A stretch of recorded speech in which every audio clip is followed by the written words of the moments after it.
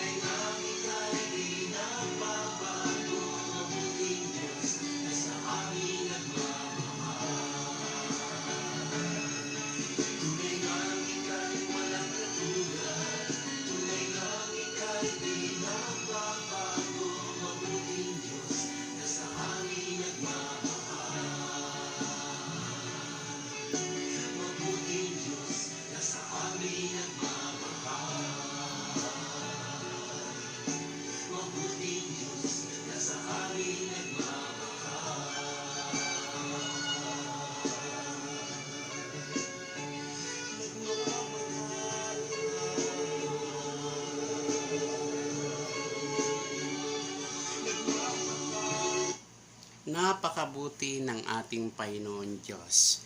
Tunay na siya po'y nagmamahal po sa atin. Kaya ngayon po tatalakayin po natin ang aklat ni Santiago. Itong aklat ni Santiago o sa English pa ay James. Kung mapapansin ninyo sa aklat ni Santiago ay more of trials, mga tukso. Pero paano po ba na-overcome nila o paano ba nila malalakpasan ang mga nararanasan nila, yung time nila? Pwede po din natin maranasan o malalakpasan ang mga ganitong klaseng pagsubok. Kaya ngayon, hinihingkayat ko po kayo na inyong buksan ang aklat ni Santiago. Santiago chapter 1 verse 2 hanggang 12. Babasahin po natin sa Tagalog version. Ito po sinabi niya, ulitin ko po, Santiago chapter 1 verse 2 and the following verses. Kung meron po kayong Biblia, pwede po ninyo kung sundin kahit anong klaseng version ang nasa inyo. Ang importante lamang po ay kinakausap po tayo ng ating Panginoon Diyos sa bawat versikulo ng ating tatalakayin. Ito po sinabi po niya, mga kapatid, ituri ninyong buong kagalakan kapag dumaranas kayo ng iba't ibang uri ng pagsubok. Sa unang versikulo pa lang ay napakaganda po ng isang makapagpapalakas sa atin kung meron po tayong dinadanas ng mga pagsubok sa ating buhay. Nalalaman ninyo ang pagsubok sa inyong pananampalataya ay nagbubunga ng pagtitiis. Sa verse 3 po, ngunit hayaan ninyo ang pagtitiis ay magkakaroon ng kanyang ganap na gawa upang kayo'y maging ganap at buo. Sa ganon, kayo'y maging ganap at lubos na walang anumang kakulangan. Ito po, sinabi po niya sa verse 5. Kung ang sino man sa inyo ay kulang sa karunungan, humingi siya sa Diyos at iyon ay ibibigay sa Kanya. Ang Diyos ay nagbibigay ng masagana sa lahat at hindi nagagalit. Ngunit kapag siya'y humihingi siya, may pananampalataya at walang pag-aalinlangan sapagkat ang taong nag-aalinlangan ay katulad ng isang alon sa dagat na tinatanga ay pinapadpad ng hangin. Ang taong nag-aalinlangan ay hindi dapat mag-isip na siya'y tatanggap ng anuman mula sa Panginoon. Ang taong nagdadalawang isip ay hindi matatag o matibay sa lahat ng kanyang mga lakad. Klarong-klaro or maliwanag na maliwanag po ang sinabi sa Biblia. Kung meron man tayong hinihingi sa ating Panginoon Diyos, huwag po tayong magdadalawang isip. Tayo po ay manalig at magtiwala po sa Kanya. Lahat ng ating hinihiling ay Kanyang ibibigay ayon po sa kalooban po niya. Sapagkat meron po tayo hinihingi na pwede po nating ipahamak. Kaya po ngayon, yaanin po natin na ano ang dapat gawin or yung tinatawag natin na ano po yung mga dapat natin gawin kapag tayo ay nakakaranas ng mga trials o mga pagsubok sa ating buhay. Katulad ng sinabi natin kanina sa Biblia na ang pagsubok ay kailangan mag-rejoice. Ano ba yung i-rejoice natin? Nasa pagsubok na nga ta. Bakit magre-rejoice pa ta? Ano ba ang sinabi sa Biblia? Ang pagtitiis sa lahat ng ating dinadanas, sa kaduluhan, may solution ang ibibigay ng ating Panginoon Diyos. Sabi nga din, kung may kulang po tayo sa karunungan at pagkaunawa bakit nangyayari sa ating buhay, humingi po tayo ng karunungan na nanggagaling po sa ating Panginoon Diyos. Kaya pangkaraniwan sa buhay ng tao na kapag dumaranas ang pagsubok ay halos parang pasan niya ang daigdig. Totoo, tingnan ninyo ang mukha ninyo pag may pagsubok. Halos hindi mapinta ang mukha ninyo.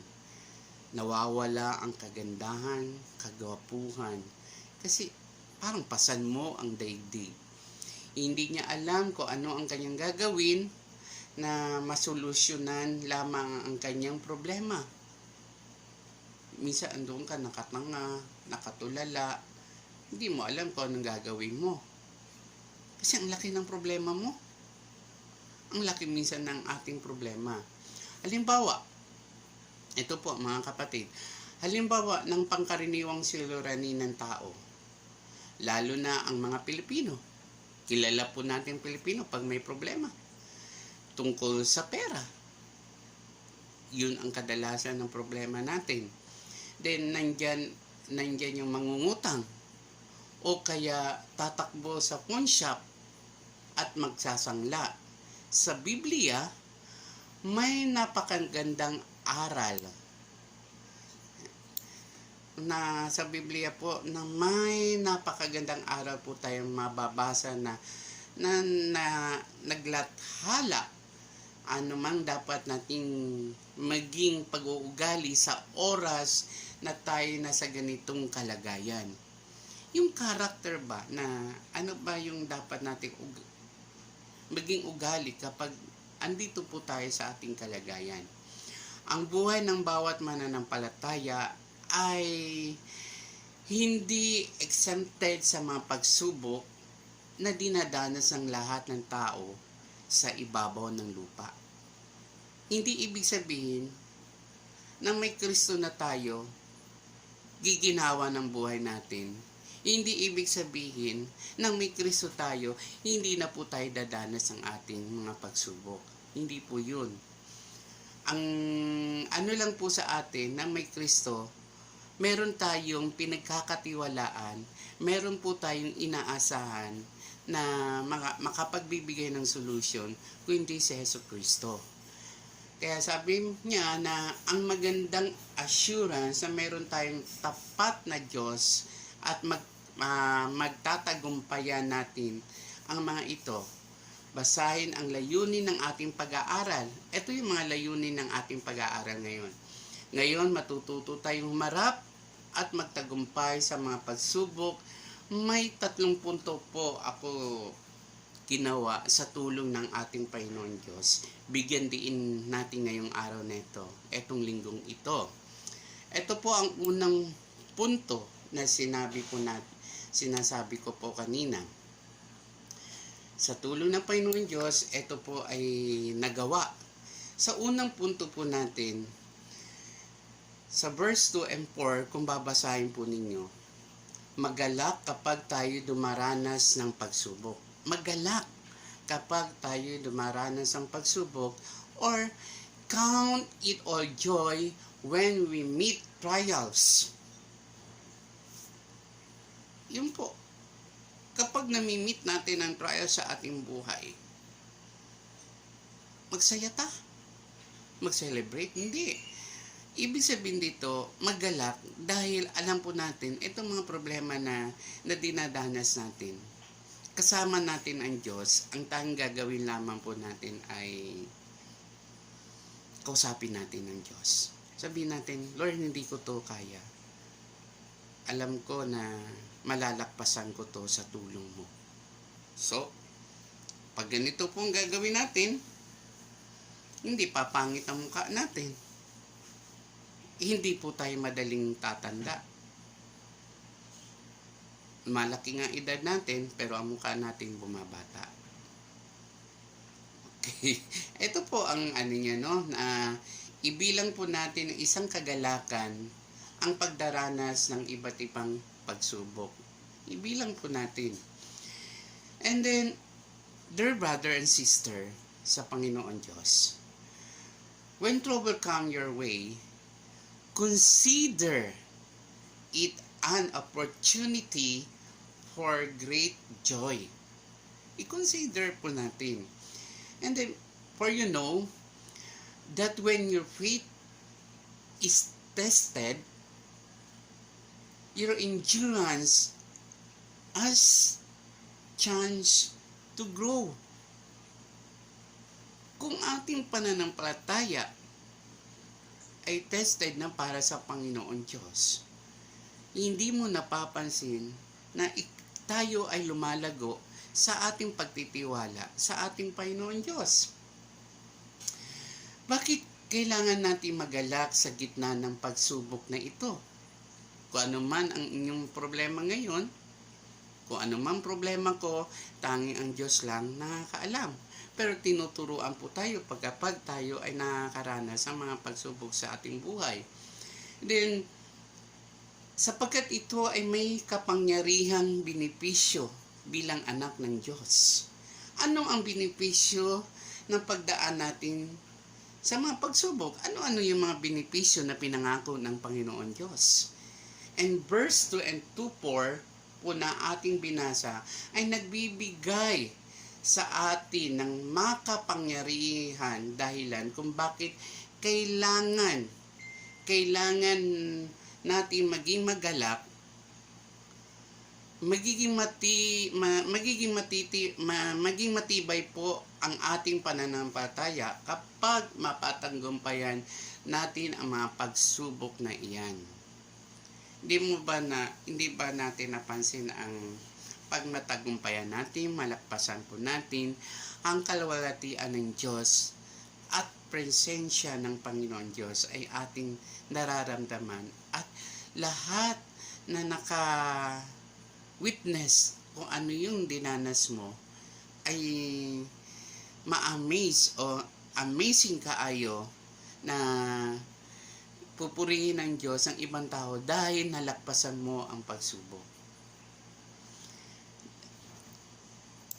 Ito po ang the testing of our faith produce steadfastness.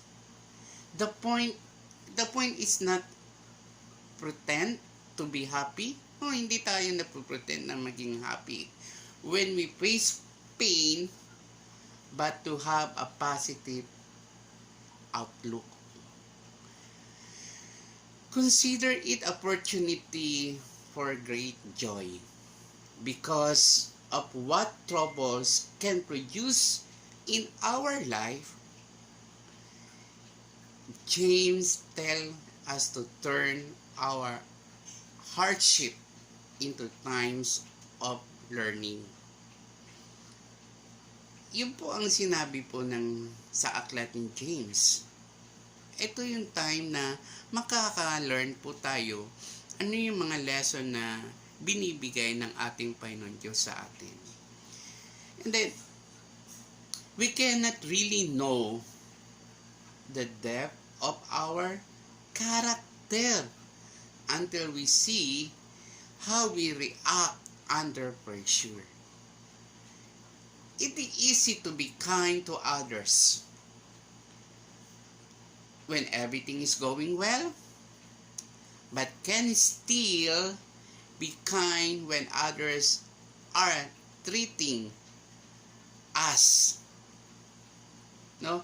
God wants to make, ito po yung sinasabi niyan, na God wants to make us mature and complete. Not to keep us from all pain. Instead of complaining about our struggles, we should see them as opportunities for growth. Gusto ng ating Panginoon Diyos na maging mature po tayo. Hindi po tayo dapat manatili na parang bata na tinitimplahan ng gatas, humihingi ng gatas lagi. Kundi ang gusto ng Panginoon Diyos na maging mature po tayo sa lahat ng bagay. Then, ang sinabi po sa 1 Peter chapter 1 verse 6, ang isa sa mga susi ng isang matagumpay ng buhay, Kristyano, ay isang matibay o matatag na pananampalataya. Ang magandang balita po mga kapatid, ang pagsubok po ay sa loob lang ng maikling panahon. sa loob lang ng maikling panahon. Katulad na itong dinanas po natin sa COVID-19. Sa May 15, malapit na po. Pero hindi po natin alam hanggang saan.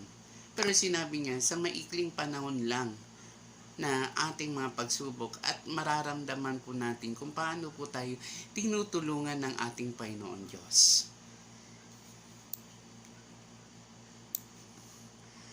Alam po natin, ang ating pananampalataya ay higit pa kaysa sa ginto. Diba? Totoo yun. Ang ating pananampalataya ay mas higit pa sa ginto. Sa 1 Peter chapter 1 verse 7, ito po ang sinasabi. Ang ginto nasisira ay pinararaan sa apoy upang malaman kung talagang dalisay. Ginto po yun, ha? Ganon din naman ang inyong pananampalataya. Na higit kaysa sa ginto ay pinararaan sa pagsubok upang malaman kung talagang tapat tayo sa Panginoong Diyos. Sa ganon, kayo'y papupurihan, dadakilain, at pararangalan sa araw na mahayag si Hesus Kristo. Let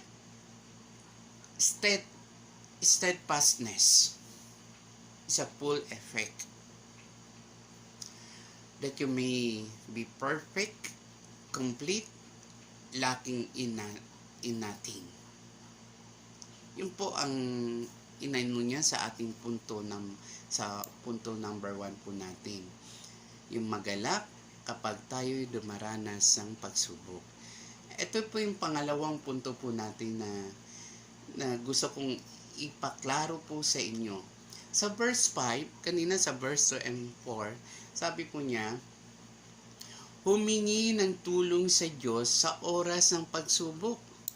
Humingi ng tulong sa Diyos sa oras ng pagsubok. Maliwanag po ang sinabi po niya sa verse 5. Let him ask God. Ano ang kailangan nating hingiin sa Diyos sa oras ng pagsubok? Karunungan kung kulang ng karunungan na ang sino man sa atin.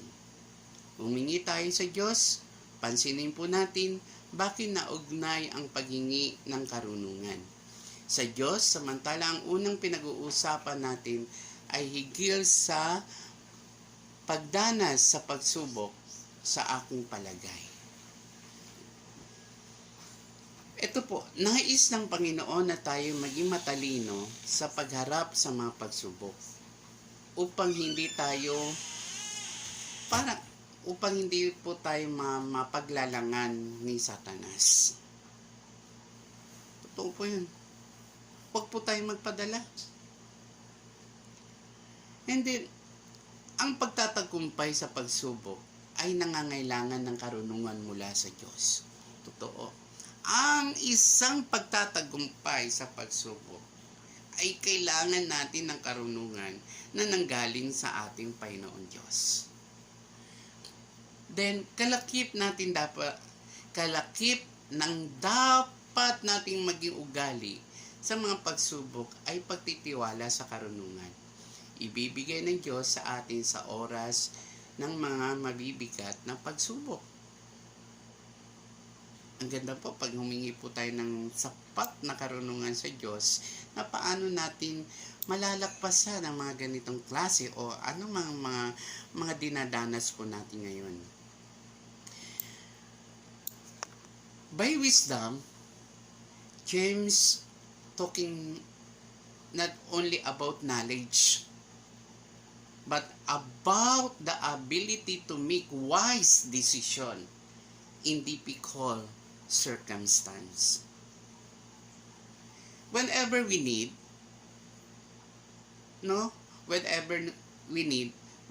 we can pray to God.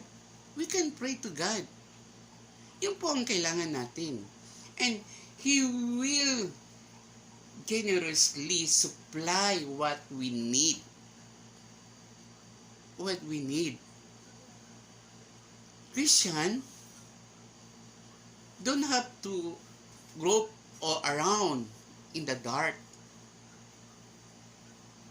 hoping to stumble upon answers. We can ask for God's wisdom to guide our choice. Ulitin ko po ha. We can ask for God's wisdom to guide our choice. Meron po akong inano sa 3 character na dapat po nating gawin. The wisdom that we need as 3 distinct characteristics. Number 1, it is practical. The wisdom from God relates to life even during the most trying time.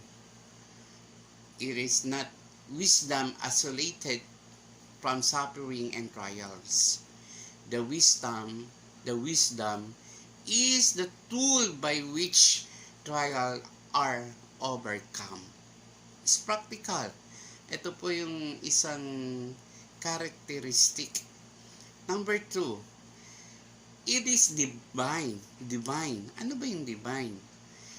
God's wisdom goes behind common sense. Common sense does not lead us to choose joy in the middles of trials. This wisdom begins with respect for God, leads to living by God's direction, and result in the ability to tell right from wrong. It is wisdom that James will describe at length sa chapter 3. And sa isang characteristic kanina, sinabi ko, it is practical, it is divine. 3, it is Christ-like. Ano yung Christ-like? Asking for wisdom, ultimately asking to be like Christ. The Bible identifies Christ as the wisdom of God, according sa 1 Corinthians chapter 1 verse 24. Subalit sa mga tinawag ng Diyos, maging Hudyo o Grego, si Kristo ay kapangyarihan at karunungan ng Diyos. Klaro po, maliwanag po sinabi niya. Ang maganda nito, kapag tayo humingi ng Diyos, siya ay saganang magbigay at hindi nanunumbat. Ay, napakaganda po. Sagana at hindi nanunumbat ang ating Panginoon Diyos. And then, He is the God. Ito yung Diyos natin na napaka-support sa atua. Nagsusupport ko ano yung kailangan natin. Sagana po siya nagbibigay sa atin. And then, He will give it to you when you ask. Kung babasahin po natin ang Matthew 7:7. And then, God's character of giving is generous. Generous po ang ating Panginoon Diyos. Sagana ang ating Panginoon at hindi nanunumbat po. Yun po ang ating pinupunto sa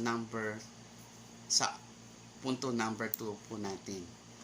Sa punto number 3, sa verse 6 to 8, magtiwala sa Diyos sa oras ng pagsubok. Sinabi po sa verse 6 hanggang 8, magtiwala sa Diyos sa oras ng pagsubok. Let Him ask in faith, with yung wala pong pagdududa. Na, kasi kapag tayo nag-aalanganin, para tayong isang dagat na sige, alon ng alon, walang direksyon. Hindi nais ng Diyos tayo yung nag-aalinlangan. Sapagkat kung nag-aalinlangan ka, wala kang matatanggap sa Diyos. Maliwanag po ang sinabi niya sa aklat ni Santiago. Kaya sa oras ng pagsubok, ang kailangan ay pagtitiwala sa Diyos. For that person must not suppose that he will receive anything from the Lord. He is a double-minded man, unstable in all his ways. Ayaw ng Panginoon na tayo ipabago-bago ng isip. Hindi natin alam kung ano ang ibig. Hindi ka magiging matagumpay sa pagsubok na darating sa iyo kung ang pagtitiwala mo sa Diyos ay pabago-bago. Siyempre, double-minded ka kung mangyayari man o hindi. Siguro, hindi lang siguro. Ang magandang sabihin, Lord, Panginoon Diyos, kung ito po yung loloobin o ito po yung kalooban, ako po'y aasa. Kung hindi po, maraming salamat din po. Yun ang sinasabi ng Diyos. Huwag po tayo double-minded. Kung may hinihingi po tayo, ang importante doon sa isang karakter, magtiwala ayon sa kanyang kalooban. Kung nakita mo na pirmihang pagkilos ng malalaking alon sa dagat, makikita mo kung gaano sila walang kakayanan. Nakita naman tayo sa mga dagat, diba? You know how restless they are. Waves are subject to the force of wind, gravity, and tide. Divided loyalty leaves a person as unsettled as the restless waves. If you want to stop being enthused about, really on God to show you what is the best for you. What is the best for you? Ask Him for the wisdom. Trust that He will give it to you. Then your decision will be sure and solid. Yun ang gusto ng Diyos. Then sa James chapter 4 verse 8, draw nearer to God, He will draw nearer to you. Cleanse your hands, you sinners. And purify your heart, you double-minded. Ang payo sa atin, lumapit tayo sa Diyos at lalapit siya sa atin. Linisin natin ang ating mga kamay kung tayo ay nagkasala. Let there be no accountability of sin in our hands. Linisin natin ang ating mga puso kung pabago-bago ang ating mga pag-iisip. Andali po na dapat po nating ma-overcome ang ating mga pagsubok sa ating buhay. Kung yun po ay ating susundin sa ating binasa na payo ni Santiago, na dapat po tayong magtiwala sa ating Panginoon Diyos. Yung tiwala na hindi po tayo nagdadalawang isip. Yun po ang gusto ng ating Panginoon Diyos. Walang pagdududa kapag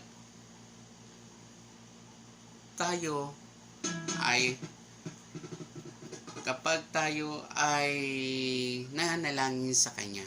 Ulitin ko po, ang sinabi po niya sa ating mga punto number 1, magalak kapag tayo dumaranas ng pagsubok.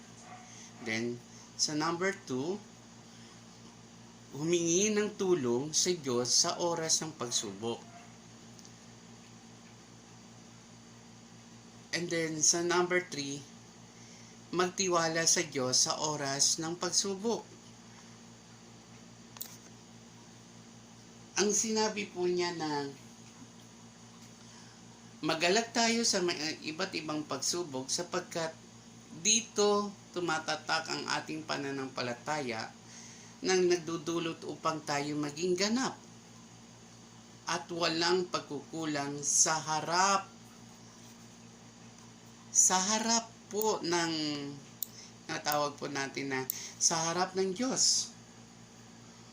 Humingi tayo ng ibayong karunungan sa ating Panginoon upang sa mga pagsubok na ito ay may ibayo tayong talino sa harapin ng pagsubok upang tayo mapagtagumpayan sa paghuli, magtiwala ng buong buo, hindi nag-aalinlangan sapagkat tayo tatanggap sa Diyos ng sagana sa pagkukulang.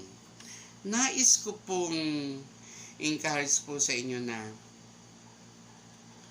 tayo po ay manalangin sa ating Panginoon Diyos na yung pananalangin na wala pong halo na pag-aalinlangan. Kung ano man yung inyong dinaranas ngayong oras na ito, tayo po ay humingi ng tulong sa ating Panginoon Diyos. Tayo po ay manalangin. Panginoon Diyos, tulad po ng inyong sinabi sa inyong aklat, mga aming mga dinaranas sa aming buhay, mga dagok sa aming buhay, kami po'y nagpapasalamat dahil sa pamagitan nun, kami po ay lalong nagtitiwala po sa inyo at lalong lumalago po ang aming pananampalataya. Panginoon, tulungan mo lamang po kami, Panginoon, na maging mature sa lahat ng bagay po, Panginoon. At patawarin mo kami sa mga bagay na minsan nagdo-double-minded po kami kung mangyayari ba to. Panginoon Diyos, sinosurrender po namin ang lahat mga dinanas po namin sa aming buhay po, Panginoon. Alam po namin, Panginoon Diyos, Ikaw ang aming Diyos na dapat pagkatiwalaan. Lord, salamat po, Panginoon Diyos, sa inyong pagmamahal na binigay niyo sa amin. Lahat na ito, Panginoon, ay patuloy po namin sinusurrender sa inyo, O Lord. Sa pangalan ni Jesus. Amen. Brother, sister in Christ, don't give up. Trust in God and looking to Jesus always. Magandang umaga uli sa inyo.